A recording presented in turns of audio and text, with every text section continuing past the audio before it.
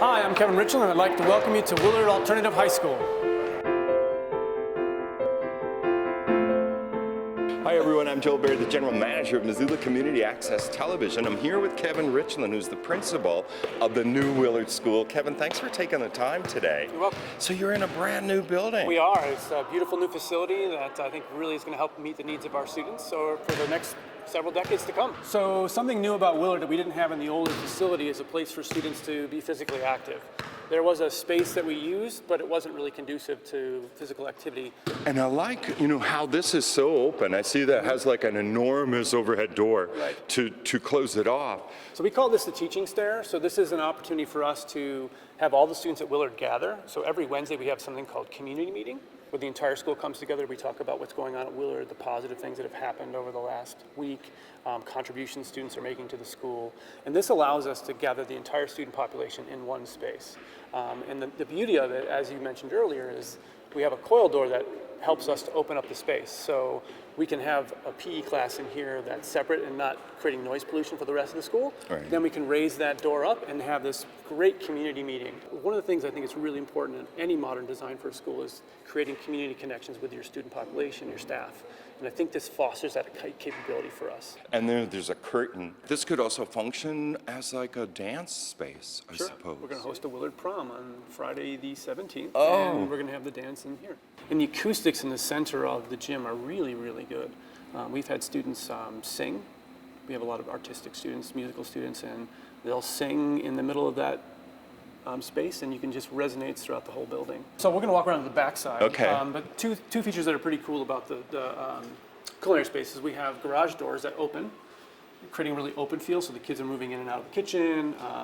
The biggest problem, honestly, are the aromas that come out of the kitchen. Oh. And so people are, it sort of feeds the hunger pangs a little bit. So Right. it's a nice feature to have. The kids really get a sense of an open feel to a classroom space. What also is part of the design process, our kids are really artistic and musically inclined. They love to play and practice music.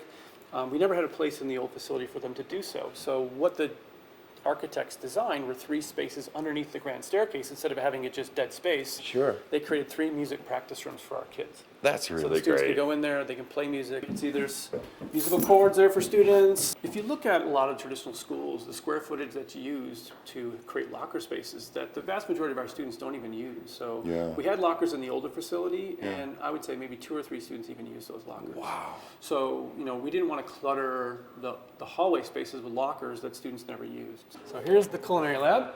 Wow.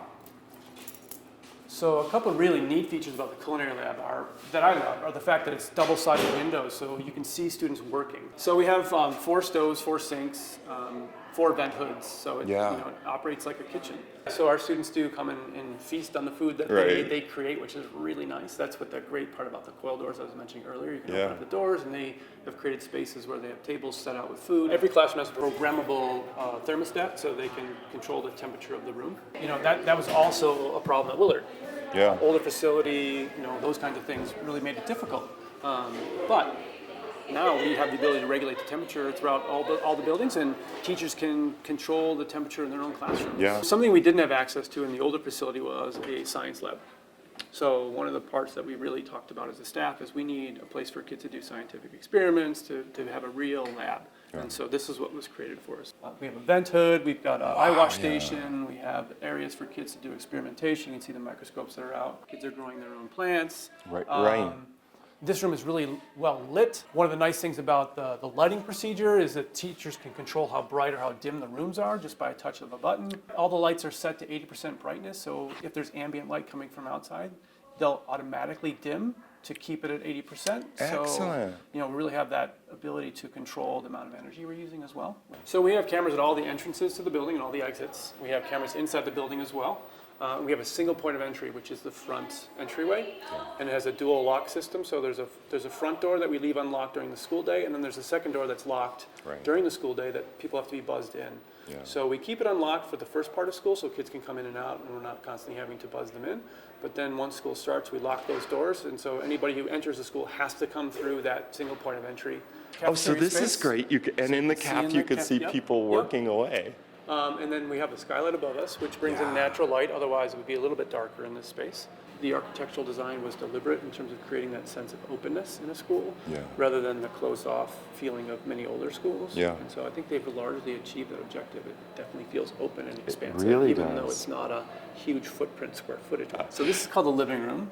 This is a place for kids to work if they need to work. So as you can see, they have study tables that they can, a little bit more comfortable than your typical desk. Yeah. Lots of art that takes place in this space as well. So the art class is right next door. Allows the kids to come out here and do artwork or sit outside and do artwork. So it's a really nice flow for the art classrooms. But it's also a good space for our kids if they just need to take a break from class. Right. And so this space is used quite often by students to great effect. So This is wonderful, this the is library. our library, yes. If you consider the fact that the library we had in the old Willard facility was a small classroom Right. that was able to fit maybe 4 different bookcases. Right. So this is a huge improvement. It includes a lot of different features for us. Number one, the book collection can be expanded. The second thing is the classroom space as well. So students are up here oftentimes with classes, computer access. We have ability to plug in computers and project things on screens and treat it as a classroom. The furniture is really comfortable. You'll come up here at lunchtime and there'll be 15 to 20 students in here. There's strong research to support the idea of lighter, brighter environments helping students be more engaged, social, emotionally, more healthier, and more actively part of the classroom environment. You have enough space to meet the needs of a couple hundred people, really, who can be in this space and all be able to see and hear what's going on. This is really cool here. So this is a breakout space as well.